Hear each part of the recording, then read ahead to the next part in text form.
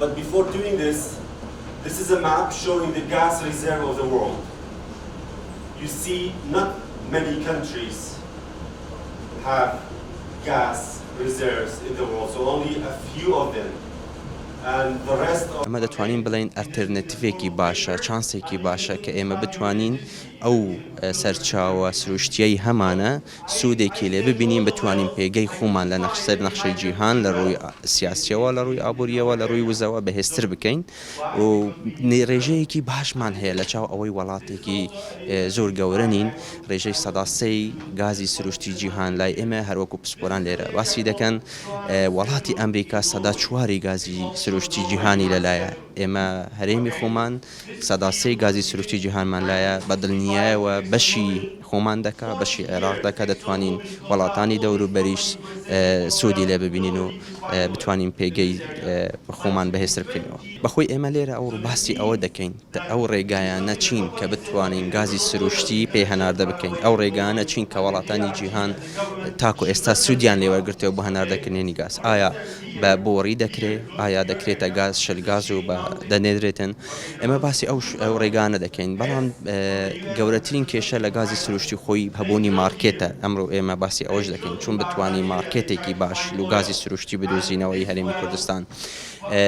گازی سروشتی ئینفراستراکچەری دەوێتن. ئێمە ئەوڕۆ باسی ئەوەش دەکەین کە حکوومەتی هەرێمی کوردستان پێویستە ئینفراستراکچەرێکی بەهێزی هەبێت بۆی بتوانین پێشەسازیەکی باشی گازی سروشتی دابین لە هەرێمی کوردستاندا. گازی سروشتی وەکو نەوت بگرە زیاتریش کاڵایەکی استراتیجیە، یعنی پێگەیەکی جیۆپۆلیتیکی هەیە و لەوان گۆڕانکاری دروست بکە. لەبەرەوە بۆ هەندێک وڵات وەکو هەڕەشە تەمەشاکرێ، بۆ هەندێک وڵات وەکو پاڵپشتی تەمەشاکرێ. بۆ نمونە لەوانەیە ئێران ناڕەحەتە لەبەرەوەی خۆی گازی هەیە، خۆی پێخۆشە گازی خۆی بفرۆشێ، هەم بە هەرێم، هەم بە تورکیا، هەم بە عێراق. جا لەبەرەوە پێویستە بە وریایی مامەڵە لەگەڵ ئەو کاڵا استراتیجیە بکرێت، پێویستە بە وریایی جێگای خۆمان لەسەر و نەخشەیە بکەینەوە بە پلانێکی مەدرووسی باش خەمڕێنراو بتوانین ئەو یاریە جیۆپۆلیتیکە بکەین کە بە هاوسەنگانە مامەڵە بکەین کە لە بەرژەوەندی میلەتەکەمان ساغ بێتەوە. پێشەموو شتێک جارێ تۆزێک زووە بەسەری هەناردەکردنی گازی سروشتی.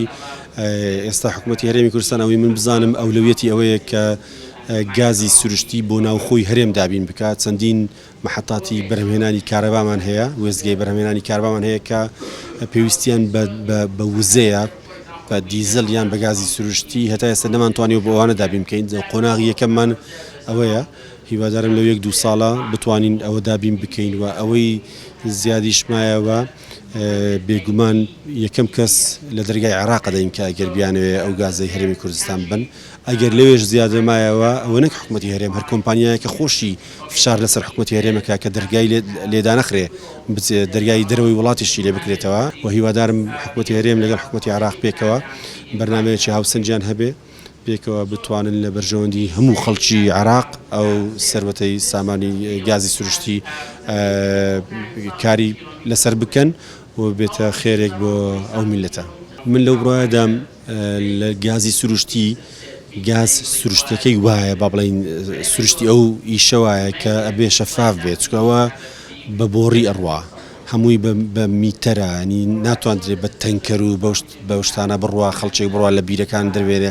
تەکنۆلۆژیایەکی زۆریە بۆیە کۆنتترۆلی چاودێری شەفافیت لە گازی سروشتی زۆر هەیە و من لەو بڕایەدام ئەگەر بتوانین گازی سروشتی هەناردە بکەین هەم بۆ ناوخۆیانیش حکوومەتی هەرێم ملیۆنەها دۆلار دابینکردنی دیزل خەرجەکە، ئەگەر ئەو پارانە بگەڕێنەوە بۆ بودجێ گشتی و ئەگەر بتوانین گاز بە حکوومەتی عێراق بفرۆشین وان دەرەوەی وڵات لەو بڕایەدام هەروەکو باسم کرد بودجەی هەرێمی کوردستان و پارەی موچە بە زیادەوە دێتەوە بێەوەی پێویست بکە شەڕ و ئاژاوە دروست بێت لەسەر مەسەلەی داهاتی خاڵە سنوورەکان.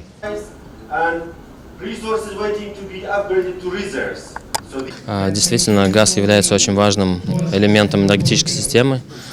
Практически уже لە ڕاستیدا کەرتی گاز گرنگێکی زۆر تایبەتی هەیە و بەپێی ئەو توی ژنانەی کە ئێستا لە واقعی ژیاندا هەنە ڕۆژ بە ڕۆژ بەکارهێنانی گاز بەرەو زیادبوونە و دەورێکی گرنگتر دەبینێت لە جیهاندا واوەش گرنگیەکی تایبەتی هەیە کە ئەوڕۆ لە زانکۆی سۆران دەستکرێت بە کۆنفرانسی یەکەمی ساڵانەی خۆی و زانیاری گرنگ و زۆر بەبەها لێرەدا ئاڵۆگۆڕ دەکرێن هیویدارن کە لە ڕۆژ بە ڕۆژ لە ئایندەدا بتوانین هاوکاریەکتر بکەین ئێمەش وەکو زانکۆی کازان فدرال یونیڤرسیتی هەوڵ دەدەین کە بتوانین سوود بە کوردستان و عێراق بگەین. И многие студенты и молодые люди из Курдистана приезжают учиться к нам, и мы надеемся... لە حالیان چەندین کۆمپانیا رووسی لێرە هەیە ئەوەش خۆی لە خۆی دامەژە بەوەی کە وڵاتی رووسیا ئامادەیە هاوکاری لەگەر کوردستان بکات بۆ بەرەپێشچوونی ئەم بوارە لە کوردستاندا.